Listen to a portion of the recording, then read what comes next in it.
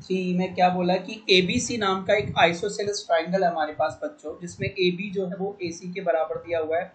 तो डायग्राम बनाना सीखते हैं कि क्या दिया है हमें। तो डायग्राम में इन्होंने हमको बोला है कि हमारा जो AB है वो AC के इक्वल है। देखो भाई, ये हमारा एक ट्राइंगल है, इसका नाम क्या है ABC। और क्या बोला है हमको कि हमारा AB जो है वो किसके बराबर है, AC के। फिर कहता AD bisects exterior angle PAC। कह रहा PAC नाम का एक एक्सटीरियर एंगल है, CB है AB है और बच रहा भी क्या है P, मतलब कुछ इस लाइन में सीधा ये आपका एंगल PAC है। कौन सा एंगल है बेटा, ये PAC। ये आपका एंगल PAC है और इसको एक लाइन AD बाइसेक्ट कर रही है। AD नाम की लाइन है, किसको क्या कर रही है, बाइसेक्ट कर रही है। ठीक है, तो यहाँ देखो भाई टेढ़ा हो रहा है थोड़ा सा, कोई दिक्कत नहीं चलेगी। तो ये हमारा AD नाम की एक लाइन क्या करती है, एंगल PAC को बाइसेक्ट करती है। और साथ में ये बोला जो CD है आपका, CD वो पैरेलल है AB के। CD किसके पैरेलल है बच्चों, AB के। तो देखो भाई C से लेकर D AB के पैरेलल जाना चाहिए, तो कुछ यूं करके एक लाइन और आ रही है, ये रहा आपका C। तो आपको ये बोला ये वाली लाइन इसके पैरेलल भी है। ठीक है, तो गिवन क्या है गौर से देखेंगे अपन, गिवन क्या दिया हमें। तो बच्चों गिवन दिया है सबसे पहले कि AB किसके इक्वल है, AC के, पहली चीज। दूसरी चीज हमको बोलिए कि हमारा एंगल नहीं AD is the bisector of angle PAC। that is इसका मतलब क्या है कि angle PAD pad and angle CAD cad दोनों इक्वल हो जाएंगे और हाफ हो जाएंगे किसके, एंगल PAC के, जिसका बाइसेक्ट जो बाइसेक्ट होता है। ठीक है, तीसरी चीज आपको यहाँ जो दी है बेटा वो क्या दी है, तो तीसरी चीज आपको दी है कि आपका AB जो है वो किसके पैरेलल जा रहा है, CD के। AB जो है वो CD के पैरेलल है। बात समझ में आ गई। तो यहाँ पे आपको प्रूव क्या करना है बेटा, वो देखो टू प्रूव। इस क्वेश्चन में जो हमें प्रूव करना है, पहला पार्ट है कि एंगल DAC किसके बराबर है, एंगल BCA के। एंगल DAC किसके बराबर है बेटा, BCA के। और दूसरी चीज जो आपको दी गई है यहाँ पे जो कि प्रूव करनी है वो ये कि ABCD इज अ पैरेललोग्राम। ये जो क्वाड्रिलेटरल आपको दिख रहा है वो क्या है, एक पैरेललोग्राम है। आपको ये भी प्रूव करना है। पैरेललोग्राम प्रूव करने के लिए both the pair of opposite sides हमको क्या करनी पड़ती हैं, पैरेलल प्रूव करनी पड़ती है। ठीक है, तो अपन बच्चों प्रूफ पे आए, प्रूफ पे। और प्रूफ पे आने के बाद हमने क्या देखा कि हमारे पास ना इन ट्राइंगल ABC नाम के ट्राइंगल में, ये ABC नाम का ट्राइंगल दिख रहा है ना आपको, इसमें हमें बोला है कि जो हमारा AB है वो AC के बराबर है। साइड AB साइड AC के बराबर है, तो इनके अपोजिट एंगल भी क्या होंगे, बराबर। तो AB के अपोजिट एंगल कौन सा है, ACB, और AC के अपोजिट एंगल ABC इक्वल होंगे। क्यों, क्योंकि angles opposite to equal sides are equal. Angles opposite to equal sides of an isosceles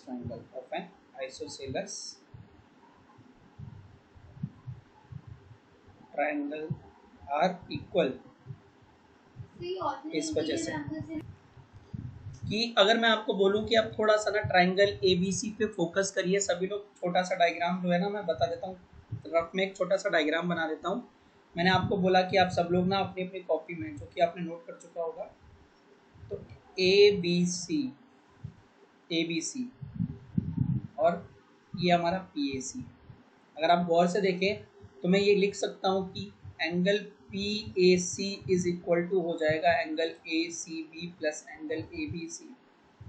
क्यों, ये वाला एंगल कंप्लीट, ये वाला एंगल इन दोनों एंगल के बराबर होगा एक्सटीरियर एंगल थ्योरम से। किस वजह से, एक्सटीरियर एंगल थ्योरम की वजह से। ट्रायंगल चैप्टर में आपने पढ़ा था। अच्छा, तो angle PAC is equal to, अब मैंने देखा कि मेरा ACB और ABC दोनों इक्वल हैं, तो मैंने ABC को ACB ही रहने दिया। ठीक है, क्यों? As angle A B C जो था वो किसके बराबर था? एंगल ए सी बी के, तो रिप्लेस कर दिया। तो मेरा एंगल पी ए सी क्या आया बच्चों? पी ए सी, मेरा पी ए सी आया 2 times angle A C B, 2 times angle A C B, equation 1। ऐसे ही हमें पता था, वी हैव, हमारे पास पता है क्या बेटा, अगर मैं गिवन में जाऊं और गिवन में देखूं तो एंगल जो सी ए डी दिख रहा है आपको वो half of P A C है। Angle C A D, point number 2, C A D किसका हाफ है? पी ए सी का हाफ है। तो मैं लिख सकता हूं कि angle C A D is half of angle किसके? पी ए सी के। किसके हाफ है? पी ए सी के। सी ए डी लिखो चाहे डी सी ए लिखो, बात एक ही है, ए बीच में आना चाहिए। तो मैंने यहाँ लिख दिया एंगल डी ए सी, और ये जो हाफ था ना नीचे का 2, वो यहाँ चला गया। वो कहाँ चला गया? यहाँ। तो इक्वल टू क्या आ जाएगा? एंगल पी ए सी। ये इक्वेशन 2 हो गई, ये मेरी इक्वेशन 2। तो मैंने देखा फ्रॉम 1 एंड 2 दोनों ही किसके बराबर थी? पी ए सी के बराबर है ना, 1 और 2। तो 1 एंड 2 से मुझे क्या मिल जाएगा? 1 और 2 से मुझे ये मिल जाएगा कि 2 times angle A C B is equal to 2 times angle D A C. 2 से 2 कैंसिल हो जाएगा, तो angle A C B, angle A C B किसके बराबर हो जाएगा? एंगल डी ए सी के। और यही तो मुझे प्रूव करना था फर्स्ट पार्ट में। ठीक है, अगर आप गौर से देखेंगे बुक में तो आपको पता चल जाएगा, आपको यही तो प्रूव करना था कि angle D A C is equal to angle B C A कह लो चाहे ए सी बी कह लो, एक ही बात है, बी सी बीच में आना चाहिए। ठीक है, तो एक पार्ट तो हमारा प्रूव हो गया, तो इसलिए हमने बॉक्स में डाल दिया। अच्छा, अगर मैं इन्हीं दोनों एंगल की गौर से बात करूं तो ये दोनों एंगल पता है कहाँ है? ये देखो, ये दोनों एंगल बेटा ये रहे। ये दोनों एंगल अगर मैं आपको दिखाऊं, शो करूं, तो देखो मेरे ये दोनों एंगल कहाँ पे आ रहे हैं बेटा? डी ए सी तो ये रहा, ये डी ए सी रहा, और ए सी बी कौन सा? ये वाला। अल्टरनेट भी हैं, इक्वल तो हैं, लेकिन ये अल्टरनेट भी हैं। और किन दो लाइनों की वजह से बन रहे हैं? ए डी और बी सी। इसकी वजह से बन रहे हैं ए डी और बी सी, जब ट्रांसवर्सल कौन था? ए सी। ठीक है, तो मैं लिखूंगा कि also angle A C B, also angle A C B and angle D A C are alternate interior angles which are formed by lines। कौन कौन सी लाइन से बने? तो बेटा लाइन्स हैं आपकी, देखिए आप कौन कौन सी लाइन से बने। तो आपकी lines A D and B C, by lines A D and B C with transversal A C, with transversal A C, वर्सल A C, and also these are equal, and also these are equal। तो हमें एक theorem पता है कि when alternate interior angles are equal lines will be parallel। तो therefore अपन क्या कह सकते हैं कि मेरा जो AD है वो parallel to BC। तो now in quadrilateral ABCD, now in quadrilateral ABCD, अभी ABCD नाम के क्वाड्रिलेटरल में बेटा गौर से देखो, ABCD नाम के क्वाड्रिलेटरल में हमारे पास पहले से ही AB parallel to CD given था and AD parallel to BC just आपने प्रूव किया है। तो both the pair of opposite sides are, both the pair of opposite sides of quadrilateral ABCD are parallel, ABCD are parallel to each other। तो कभी भी किसी quadrilateral में both the pair of opposite sides parallel होती है तो वो क्या हो जाता है? Parallelogram. Therefore ABCD is a parallelogram, ABCD is a parallelogram। ये आपको दूसरा पार्ट प्रूव करना था और ये भी हमने प्रूव कर दिया। ठीक है, तो हमारे ये दो पार्ट प्रूव करने थे, we have successfully proved. Last में आप हैंस प्रूव्ड लिख देना और आपका क्वेश्चन ये वाला खत्म हो जाएगा, हैंस प्रूव्ड। एग्जाम्पल 5, एग्जाम्पल 5 में क्या बोला बेटा? गौर से पढ़ेंगे।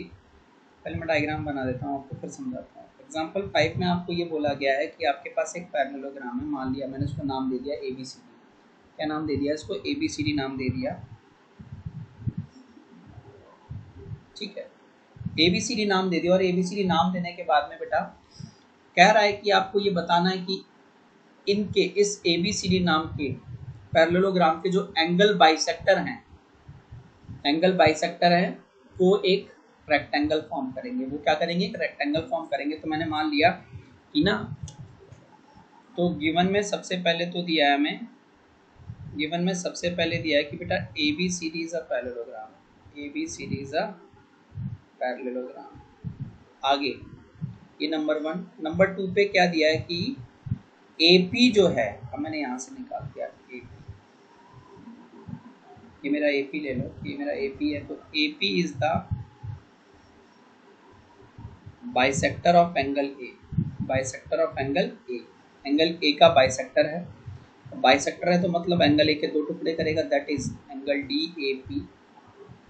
Angle DAP is equal to क्या हो जाएगा? Angle BAP। ये वाला DAP और BAP क्या हो जाएंगे? इक्वल हो जाएंगे। और हाफ ऑफ एंगल, इसको नाम दे सकते हैं DAB। क्या नाम दे सकते हैं? Angle DAB। एंगल A का कंप्लीट नेम अगर देखा जाए तो क्या हो जाएगा? DAB, है ना। एंगल A का नाम क्या आएगा? DAB। ऐसे ही मेरे को, मैं मान लेता हूँ कि ना हमारे पास एक RS या BQ नाम का, ठीक है, BQ नाम का ले लो कि BQ is the bisector of angle B, that is, यहाँ से निकालता हूँ BQ, ठीक है। BQ मैं यहाँ से निकालता हूँ, मेरा BQ, ये मेरा BQ है, ये मेरा क्या बेटा? BQ। तो अगर ये मेरा BQ है तो कहीं ना कहीं तो जाके P को टच कर ही जाएगा। तो सॉरी, तो ये हमारा BQ ले लेते हैं अपन, ठीक है। ये हमारा BQ है, या एक ही लाइन से बना लो तो ज़्यादा अच्छा रहेगा, ठीक है। यहाँ पे कहीं BQ, ये रहा BQ, ठीक है। तो BQ is the bisector of angle B, that is हम क्या बोल सकते हैं? Angle ABQ। Angle ABQ is equal to angle CBQ। Angle ABQ बराबर किसके? CBQ के, और half of angle CBA, half of angle CBA, ठीक है। ऐसे ही मैंने बोला कि मेरा जो C से लेकर R, ठीक है, C से मैंने बोल दिया R, CR, C से R, ठीक है, ये ले लिया CR।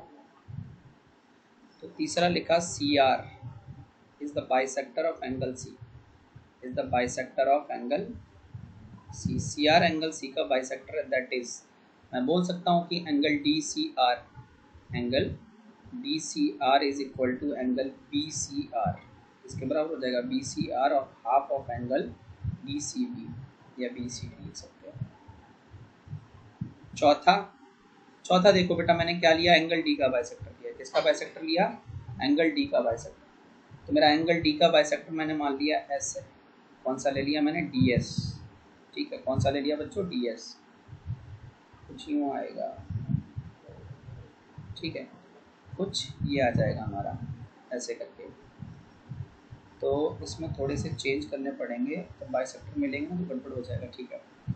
तो अभी ये ना एक आ जाएगा BS, ये ऐसे बन रहा होगा, ठीक है, ये हमारा ऐसा आ जाएगा, ठीक है। तो DS is the bisector of angle D, that is क्या बोल सकते हैं कि एंगल ADR या ADS, एंगल ADS दिख रहा है आपको? ADS इज इक्वल टू किसके हो जाएगा? एंगल CDS के। किसके बराबर हो जाएगा? CDS के बराबर हो जाएगा ना। और हाफ ऑफ एंगल किसके? ADC के, ठीक है। अच्छा, तो टू प्रूव क्या करना है? प्रूव ये करना है कि जो क्वाड्रिलेटरल बन रहा है ना, थोड़ा सा कच्चा बन रहा है, डायग्राम का साफ नहीं आ रहा मेरा। ये क्वाड्रिलेटरल बन रहा है ना PQRS बीच में, ये एक रेक्टेंगल है। PQRS is a rectangle. इसको मुझे क्या प्रूव करना है बाल को? इसको रेक्टेंगल प्रूव करना है। तो प्रूफ पे आए, और प्रूफ पे आने के बाद अगर मैं आपको एक चीज़ बोलूँ गौर से सुनना आप लोग। मैं अगर आपको बोलूं कि बेटा एंगल सी डी ए या ए डी सी, यानी complete angle D, complete angle D plus angle D A B, complete angle A, ये कंप्लीट डी और कंप्लीट ए मिलकर 180 होंगे। क्यों? Adjacent angle of a parallelogram are supplementary, property लिखाई थी, adjacent angles of a parallelogram are supplementary. Parallelogram के कोई भी दो पड़ोस वाले एंगल प्लस करो 180 आएगा। तो मैंने क्या किया, दोनों साइड ना मल्टीप्लाई कर दिया हाफ से, multiplying both side by half, 1/2 से दोनों साइड को मल्टीप्लाई कर दिया इन इक्वेशन 1। इसको इक्वेशन 1 डाल देते हैं, इन इक्वेशन 1, ठीक है, इसको इक्वेशन 1 डाल देते हैं बेटा। तो तुम्हारी इक्वेशन 1 को अपन ने क्या किया कि दोनों तरफ जो है ना इक्वेशन 1 को कैसे मल्टीप्लाई कर दिया, हाफ से। तो देखो भाई, हाफ से मल्टीप्लाई करोगे तो ये क्या हो जाएगा, half of angle A D C plus half बाहर ही रहेगा angle D A B is equal to half of 180। अगर लेफ्ट साइड मल्टीप्लाई किया तो राइट भी करना पड़ेगा। अब ये हाफ अंदर जाएगा, आप उधर देखते जाओ, हाफ जो है इसके अंदर जाएगा, तो क्या मिलेगा, half of angle A D C plus half of angle D A B, क्योंकि हाफ दोनों को मल्टीप्लाई हो जाएगा, और इक्वल टू हाफ ऑफ 180 कितना होता है, 90 डिग्री। अब तुम गौर से देखो बेटा, एंगल ए डी सी दिख रहा है आपको, ए डी सी का हाफ क्या होता है, इस वाली लाइन में देखो, एंगल ए डी सी का half, angle A D S कितना होता है, एंगल ए डी एस ले लिया मैंने। और ऐसे ही एंगल डी ए बी का हाफ देखो बेटा, डी ए बी का हाफ, अगर मैं डी ए बी के हाफ की बात करूं, देखो डी ए बी, आपका डी ए बी कौन सा एंगल है, देखो डी ए बी, उसका हाफ क्या हो जाएगा, एंगल डी ए एस हो जाएगा। डी ए बी कंप्लीट ए का half angle D A S हो जाएगा, कितना हो जाएगा, angle D A S, angle D A S मिलकर कितना आ गया बेटा, 90 डिग्री। ये आपकी इक्वेशन 2 हो जाएगी, ये आपकी क्या हो जाएगी, इक्वेशन 2। अब मैंने आपको बोला कि अगर आप ट्राइंगल देखो, in triangle D A S, अब आप अपने डायग्राम में डी एस ट्राइंगल दिख रहा है, डी ए एस, ये डी एस ट्राइंगल सबको दिख रहा है ना, डी ए एस ट्राइंगल, इसके तीनों एंगल को प्लस करेंगे कितना आएगा, 180, कितना आएगा 180। तो मैंने वही किया कि angle A D S, angle D A S plus angle A S D is equal to कितना आ जाएगा, 180 डिग्री। क्यों आएगा, angle sum property of triangle. एक चीज देखो, इसकी वैल्यू तो आप ऑलरेडी कितनी दी है, 90, कितनी दी है, 90। Angle A S D is equal to 180 degree, तो this implies that angle A S D कितना आ जाएगा, 90 डिग्री आ जाएगा, 180 minus 90, angle A S D कितना आ गया, 90। दोनों यार ये 1 ए एस डी है कौन सा बेटा, अगर आप गौर से देखेंगे ना तो ए एस डी पता है आपका कौन सा वाला एंगल है, ए एस डी ये वाला एंगल है, ये वाला। और इसके वर्टिकली अपोजिट एंगल कौन सा, पी एस आर, कौन सा एंगल, पी एस आर, यानी कंप्लीट एंगल ऐसे भी कर सकते हैं। तो मैं लिख सकता हूं कि angle A S D is equal to angle P S R equal to 90 degree. क्यों, vertically opposite angles are equal. Vertically opposite angles कैसे होते हैं, इक्वल होते हैं, समझ में आ गई बात कि नहीं होते हैं, इक्वल होते हैं ना, ठीक है। तो एंगल तो 90 मिल गया, एक एंगल 90 मिल गया। अभी क्या करना है, अभी हमें से पैरेललोग्राम और प्रूव कर देना है, क्योंकि एक पैरेललोग्राम जिसका एक एंगल 90 हो वो क्या बन जाता है, रेक्टेंगल। तो हमने एक interior angle P Q R S का एक इंटीरियर एंगल तो 90 प्रूव कर दिया मैंने, और क्या प्रूव करना है कि पी क्यू आर एस क्या है हमारा, एक पी क्यू आर एस हमारा क्या है बेटा, एक पैरेललोग्राम, ये और प्रूव करना है। तो देखो बेटा, ये वाली लाइन हमारी जो थी ना, ये वाली, इसको थोड़ा सा अगर ऐसे एक्सटेंड कर दें तो देखो सेम चीज जो हमने अभी इस वाले ट्रायंगल में डी ए एस में की थी, इसमें की थी डी ए एस में की थी, वही चीज हम B Q C B Q में भी कर सकते हैं, इसमें कर सकते हैं, सी बी क्यू में भी सेम चीज आप लगा सकते हो। तो लिखना कि सिमिलरली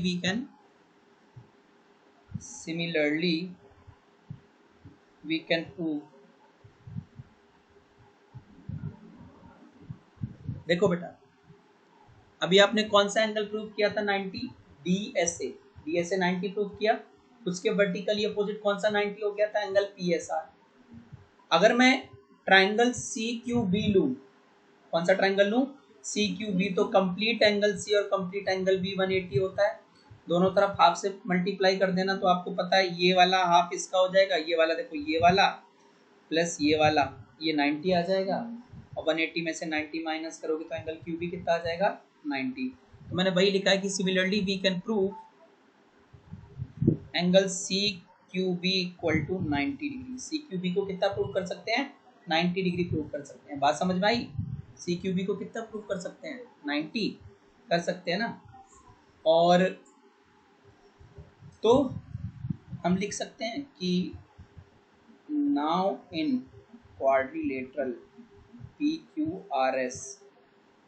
PQRS में कि angle angle PSR is equal to angle CQB, that is pair of opposite angle is equal तो कोई भी क्वाड्रिलेटरल जिसके अपोजिट एंगल इक्वल होते हैं वो क्या होता है, पैरेललोग्राम। क्या होता है, पैरेललोग्राम। तो देयरफॉर आप कह सकते हैं कि PQRS is a parallelogram with one angle, एक एंगल इसमें 90 भी था, वन एंगल ऑफ 90 डिग्री, एक एंगल कितने का था, 90 डिग्री का था। तो therefore PQRS is a, PQRS क्या हो गया आपका, एक रेक्टेंगल। पैरेललोग्राम तो प्रूव कर दिया ना, और एक एंगल 90 था। पैरेललोग्राम आपने कैसे प्रूव किया कि अपोजिट एंगल इक्वल आ रहे थे, इक्वल भी कितने के, 90 के, और तो पैरेललोग्राम हो गया। और क्योंकि 90 पैरेललोग्राम का एक भी एंगल 90 हो जाता है तो क्या हो जाता है, रेक्टेंगल। तो ये क्या हो गया, हमारा रेक्टेंगल हो गया।